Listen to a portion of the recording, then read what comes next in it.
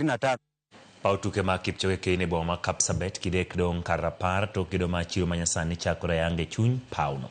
Thoth jere mag tuke kod jotugo nenore ka moseyie kendo rwako pauno loki kaka chiro kagiyango ni chenro manoket mar gere rang'iny ma piny mangima kar nyisruok ma Showground Kapsabet biro kelo ber mathoth kaluwore nitiere pap machielo machal kod mane boma Eldoret. Jaod bura ma Mgwen Joses Lelemengit wacho ni twak dhi nyime po ni nying ma Kipchoge Keino ibiro wito oko kata wuoyo.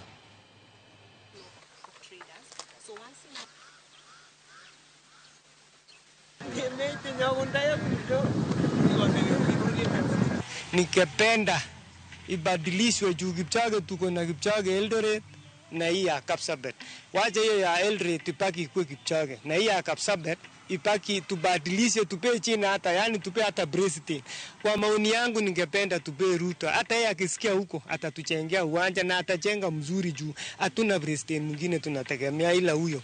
So naona ile kubadilishwa ule uwanja wake wa kwanza kuwa soko si mbaya, kwa sababu hii uwanja ingine inaenda kujengwa ni stadium kubwa, na kwamba jina yake iweze kubaki ikiwa ni Kipchoge Keino Stadium. Kama itakuwa ni international stadium, ikuwe ni Kipchoge Keino International Stadium Kapsabet.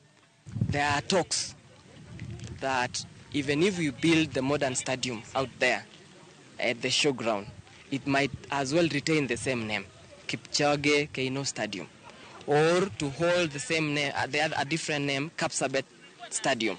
So there is still discussions with that. I know we will still involve the leaders, local leaders around here.